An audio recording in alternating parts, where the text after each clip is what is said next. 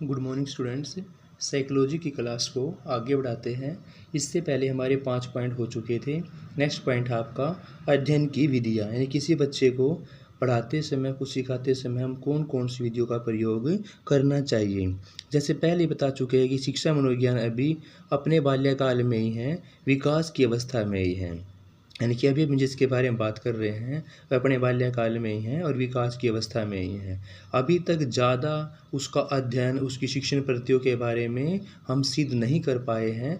अनेक नवीन विधियों का विकास करना, उनकी मान्यता को प्रदान करना, यह शिक्षा मनोवैज्ञानिक का एक महत्वपूर्ण कार्य क्षेत्र है। जैसे उदाहरण के लिए बाल्यकाल की शिक्षण विधियाँ जो होती हैं किशोर अवस्था में उपयुक्त नहीं हो सकती, यानी कि बच्चे को बढ़ाने के लिए जो विधियाँ हम उसके बाल्यकाल में प्रयोग करते हैं उन्हीं विधियों का प्रयोग करके हम उस बच्चे को किशोर अवस्था में, प्रौढ़ावस्था में शिक्षा नहीं दे सकते हैं। तो किशोर अवस्था के लिए शिक्षण विधियों में परिवर्तन लाना अति आवश्यक होगा। इसी कारण बाल्यकाल में प्रयुक्त होने वाली शिक्षण विधियों का प्रयोग शैशवावस्था के लिए बिल्कुल भी प्रयुक्त सिद्ध नहीं हो सकता है। यानी कि इस पहरे के अंदर बिल्कुल निचोड़ वाली बात ये कह रखी है कि अध्ययन की विधियों में एक शिक्षा मनोविज्ञान के टीचर्स को परिवर्तन करना होगा विकास की अवस्था के अनुसार। जो विधियाँ हम किशोर अवस्था में बच्चों को समझाने के लिए प्रयोग में लेके आएंगे वो हम बच्चे की किसी और अवस्था में प्रयोग में लेके आकर नहीं सकते, और जो हम बाल्यकाल में बच्चों को समझाने के लिए प्रयोग में लेके आएंगे उनको हम किशोर अवस्था में प्रयोग नहीं कर सकते। विकास की दर के अकॉर्डिंग हमने अपनी विधि को, अपने मेथड को चेंज करना चाहिए, तभी बच्चे को हम अच्छी प्रकार से समझा सकते हैं स्टूडेंट्स। फिर आपका मापन व मूल्यांकन।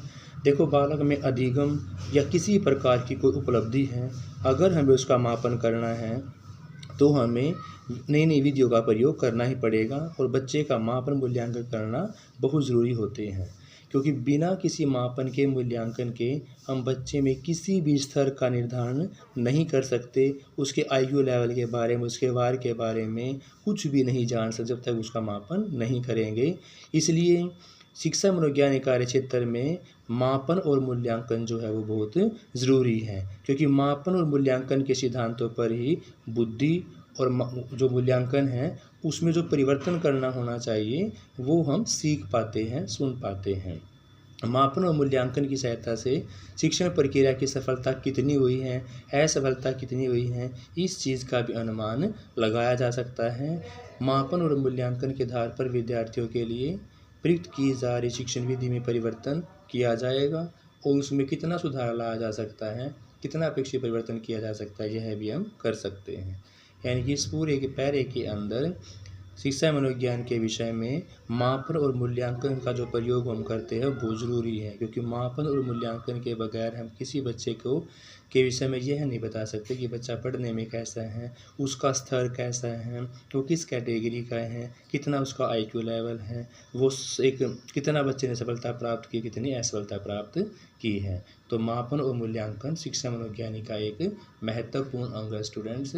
इसी के आधार पर हम किसी बच्चे की सफलता और असफलता के बारे में बता सकते हैं।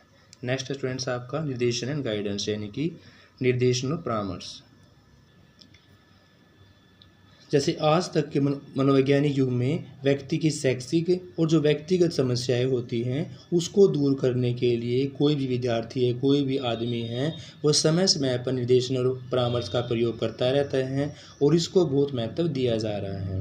निर्देशन और परामर्श प्रदान करने के लिए व्यक्ति उसके व्यक्तित्व का अध्ययन करता है। व्यक्तित्व का अध्ययन करके ही किस प्रकार की विधि उस पर प्रयोग की जाए कि उसमें कुछ सुधार संभव हो सके।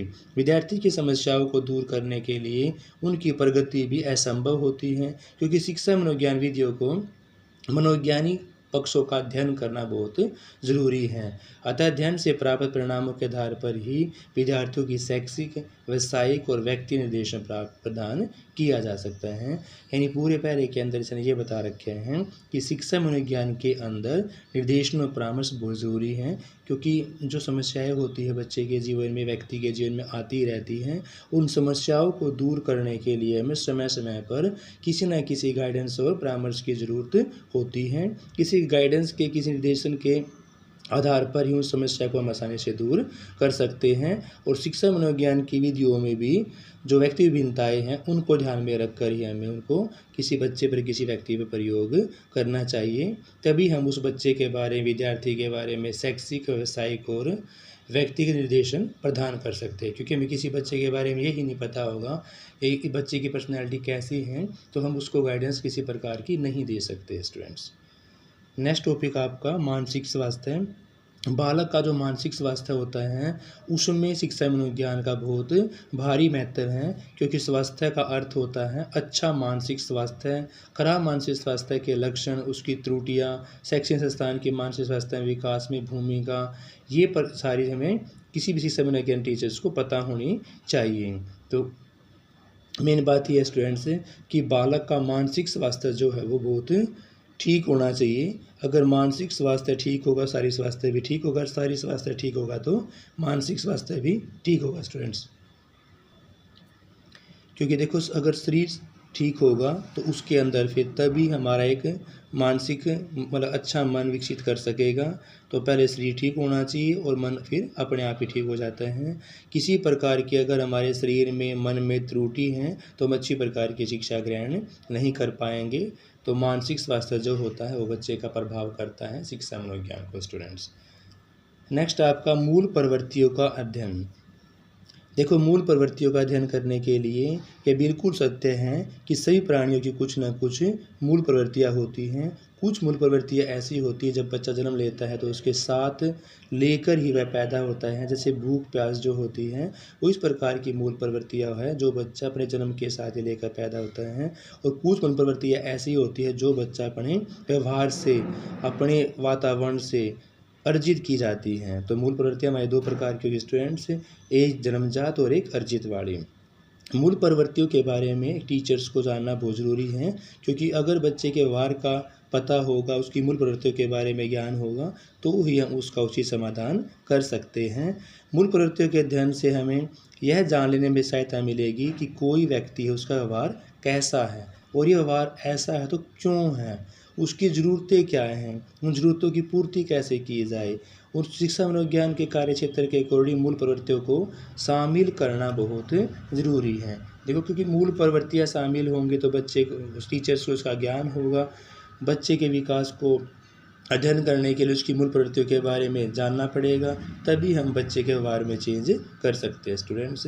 नेक्स्ट टॉपिक आपका समूह गतिशीलता एवं व्यवहार का अध्ययन। समूह गतिशीलता। समूह गतिशीलता बहुत ज़रूरी है शिक्षा मनोविज्ञान के स्टूडेंट्स से। क्योंकि समूह व्यवहार का मानव जो व्यवहार होता है उसको समझने के लिए शिक्षा विज्ञान में बहुत अधिक महत्व दिया जाता है। क्योंकि समूह गतिशीलता और समूह के व्यवहार का अध्ययन करना मनोविज्ञान के लिए बहुत ज़रूरी है।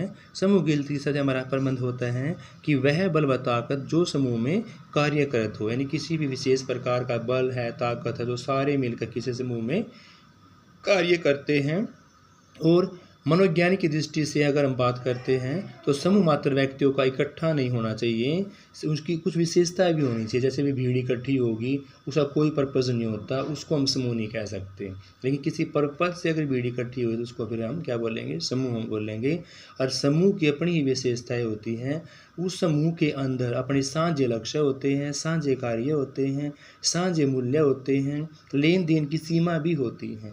यानी स्टूडेंट जब भी समूह के अंदर किसी प्रकार का शिक्षण किया जाता है तो उस समूह के अंदर साझे लक्ष्य, साझे कार्य, साझे मूल्य होते हैं। उसमें लेन देन की भी कुछ सीमा होती है। इस प्रकार जो समूह होता है, रह रहे जितने व्यक्ति होंगे उसके व्यवहार का अध्ययन करना भी शिक्षा मनोविज्ञान के लिए बहुत चुनौती है। क्योंकि देखो समूह में रह रहे जो व्यक्ति होंगे ना, उनमें मनोविज्ञान जो विभिन्नताएँ होती है वो ज़रूर होगी। क्योंकि बहुत सारे व्यक्तियों का इकट्ठा होना समूह कहलाएगा और सभी व्यक्तियों का व्यवहार जो अलग अलग होगा। तो इतने सारे व्यक्तियों को इकट्ठा शिक्षा देना, समझाना बहुत चुनौती का कार्य है। और शिक्षा मनोविज्ञान में इस प्रकार के विद्यार्थियों में समूह चेतना उत्पन्न करके इसमें नैतिक मूल्यों का ज्ञान दिया जा सकता है। इस प्रकार नागरिकता की शिक्षा के लिए हमें समूह गतिशास्त्र की सहायता बहुत ज़रूरी है स्टूडेंट्स। फिर है विशिष्ट बालकों का अध्ययन।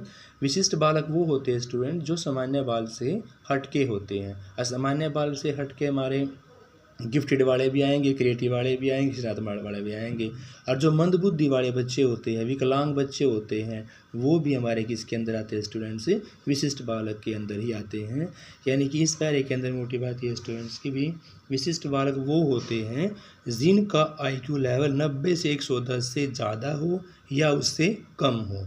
यानी चाहे वो पिछड़ा बालक हो और चाहे वो गिफ्टेड बालक हो, चाहे विकलांग बालक हो, प्रतिभावान बालक हो, पिछड़ा बालक हो, बाल अपराधी हो, समस्या को पैदा करने वाला हो, सृजनात्मक हो, हर एक प्रकार का व्यक्ति जो होगा, हर एक प्रकार का जो बच्चा होगा जिसका IQ लेवल 90 से 110 से अलग होगा, वही हमारा विशिष्ट बालक की कैटेगरी के अंदर गिना जाएगा। जब इतनी सारी विभिन्नताएं होंगी तो विद्यार्थी की आवश्यकताएं भी अलग अलग होंगी, उनकी समस्याएं भी अलग अलग होंगी, व्यवहार और विकास की जो दर होती है वो भी उनकी अलग अलग होगी। तो उनको एक ही प्रकार की कक्ष के अंदर शिक्षा देना बहुत असंभव कार्य है। तो इस प्रकार के बच्चों को अलग अलग विषय सामग्री की आवश्यकता होती है शिक्षा देने के लिए, और अलग अलग कक्षाओं की भी ज़रूरत होती है ताकि उसको अच्छी प्रकार से समझाया जा सके और बच्चा उसको लॉन्ग टर्म तक याद कर सके स्टूडेंट्स। थैंक यू स्टूडेंट्स, बाकी हम नेक्स्ट वीडियो के अंदर करेंगे। Have a nice day.